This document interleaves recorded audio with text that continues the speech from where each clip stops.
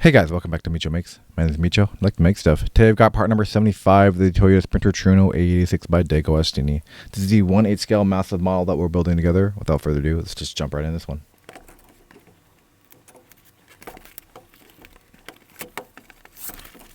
Okay, starting off, we've got our cover here. Got another box. And looking at the part real quick, it is a continuation of the last one in part number 74, which was the rear paneling in the trunk. So we'll take a look at that real quick. And here's our magazine. Let's check it out. Cool. Well, I actually did take a peek at this, and this is actually a really cool one. I will talk about it a little bit. This is the active front grille for the Levin. Basically, what happens is that for aerodynamics, the Trueno version has obviously flip up headlights, flip up, flip down headlights. Sold in America. The Trueno was the only one sold in America. With that headlight flipping up and down, actually did create a little bit more aerodynamic features. The hood's able to be a little bit lower, and did create less drag over the hood. The Levin, which was sold only in other markets other than America, so Japan, I think Australia, the UK, I believe too as well, had a bunch of Levins. They actually had a higher hood position headlights, regular headlights, but to improve its kind of guess performance or just sportiness of it, they actually added in a active grille, meaning this grille at certain temperatures opened up to allow cool air into and hit the radiator, increasing performance to the vehicle itself. I don't know how that works, whether it's through the thermostat or electronically or something, but basically they said that that will not open unless the engine is being used at temperature. Pretty cool system that they invented. I don't know if it was invented by Toyota, but they actually put it on this kind of sports compact car. Let you Google translate that if you'd like. Let's take a look at the next page. It gives you a little bit more details of that system. Not too much in regards to just the system itself, but the wording and descriptions about that. Take a look at that. And then also an image, pretty cool image to kind of highlight how it works. So again, at temperature, or not moving or non-driving, it would just be a regular grille with the Levin on there. And then when it detects movement and or at temperature, the grille would open and allow fresh air to come in. Because the headlights do create drag in the front, they wanted to have something that would give it some aerodynamics too as well, that the Trueno has. And it's kind of cool that Toyota made these kind of sister cars, sibling cars, I guess, sister, sibling, whatever, where you had two different variations you could choose from. You could choose from the Trueno or the Levin at the same time. You could purchase them at the same time. Obviously, different trim levels happen, but you don't really see that dramatic of a shift where you have literally one with different headlights completely. The Trueno with the flip ups and the Levin with the fixed headlights, and then this active grille too as well. I think that's pretty cool. You'd never see a manufacturer do that these days, especially if they're selling at the same time. They will be different trim levels, obviously. So different, but this is not different trim level. This is literally just hey, which one do you like? Flip up headlights or non-flip up headlights? Which one do you prefer? Obviously different trim levels are going to have maybe different, are they going to have more, bumper accoutrement, or do they have like a moonroof or interior lighting or something like that? Optional leather seats. That's stuff that they just keep the same, right? They don't have a whole body thing where you have to have a different hood, a different side skirts, corner lights completely, different bumper completely, actuators and motors in the headlights itself. Different, completely different headlights, different grill, all different, but selling at the same time. So they had to stock these parts too as well. Which, if you look at just other vehicles in general, they will do that, but they'll do it in the next generation, next year. They'll do facelifts, right? But you never see it like this. We'll have flip-up headlights on one vehicle, but the same vehicle, technically the same vehicle, and then fixed headlights on the sister vehicle of that. Still pretty cool that they did this, and I think that's what really makes the AE86 unique, because Toyota was just like, forget it, we're going to do it. I love it. Here's the other side of the article. Sorry for yapping so much. Use Google Translate if you'd like to read that. They're basically outlining other manufacturers who kind of adopted that same kind of technology for an active grill opening to help cool the radiator. And obviously this is a Lexus right here too as well. I believe the Majesta. Yeah, it looks like. Oh, it's a Crown. It's Crown, which is owned by Toyota. So Crown Majesta that has that too. Cool. All right, next page. The Vesta SV20.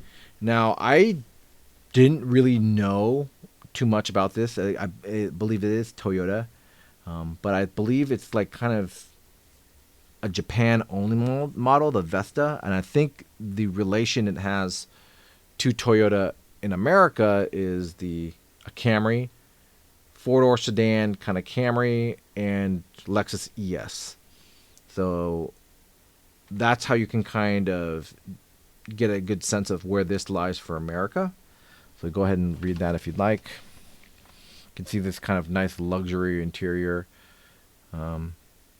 Looks leather too as well. Really nice two-tone, but you can actually see that they actually do mention Lexus ES over here too as well. But yeah, take a look at the article if you'd like to, and I'll zoom in on the specs. Cool. And right back into the same part we did last time. So pretty simple. We'll blast through it. One thing I do want to notice is that they did have the little gap here too that I had run into last time. So I don't feel too bad, but we have the same thing. Cool. We'll go ahead and get this one done. It is a little different because it does not have the panel with the hinge. But yeah, let's just jump right into it.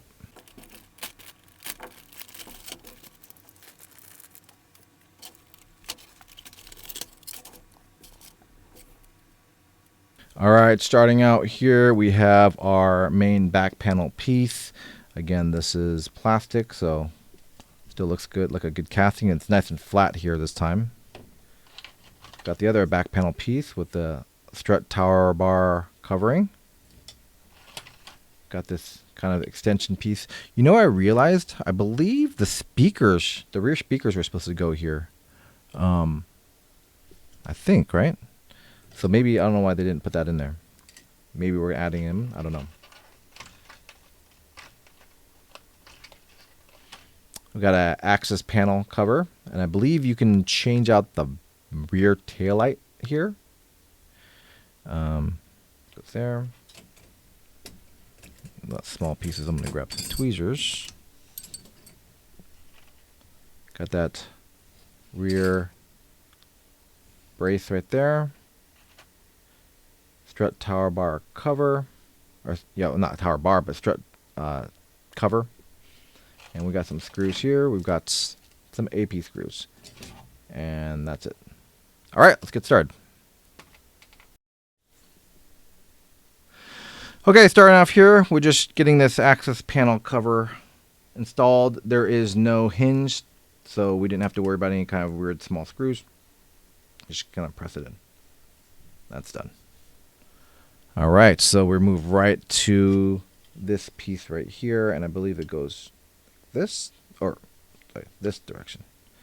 Yep, because it sticks out just a bit, and we're going to be putting some AP screws in there, so let's go ahead and grab that real quick.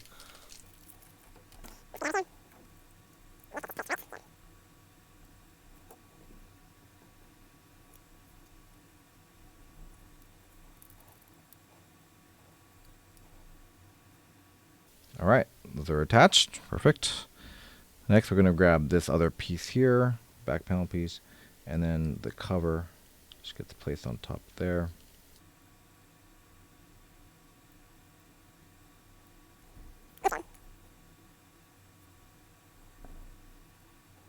All right, looks good. Now, I screwed up on this one, so I want to make sure I get it right this time. I believe it's sticking out like this time. Okay, so we'll try that.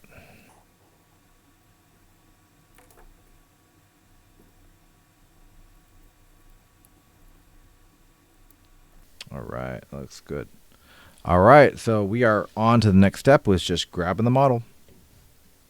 Okay, same thing we did before. We're going to grab this back panel piece here and place it inside of here, like so. And then I grab a screw first.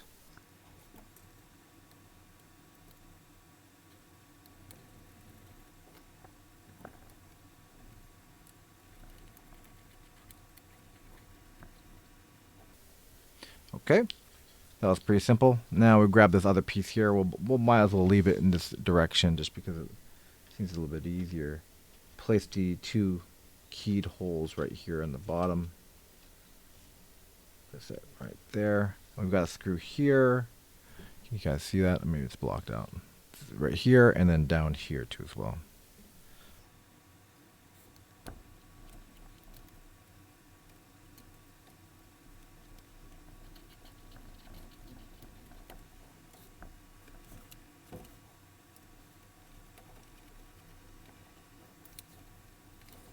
Right, and then lastly, we gotta get this placed right here.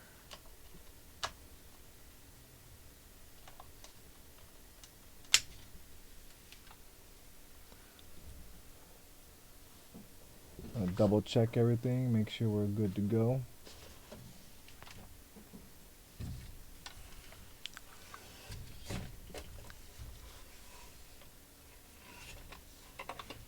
That looks like it, actually. I'm going to double check inside here. Yeah, that's it. Okay. Take a look at that. Now, I know, obviously, this is kind of drooping a little bit, but I don't see any place that we're going to have really issues. But, yeah, that is the same thing we did last time, part number 74. This is part number 75 of the Toyota Sprinter Trueno AE86 by DeAgostini. Yeah, let me just double check the bottom. Don't believe that it's connected to anything. No. Okay, that one. Good. Looks good here, here, here. Yeah, it looks like we're set. Yeah. Those connections look good on that side too as well. Okay, yeah, that's part number 75. But I want to thank you guys again for joining me today.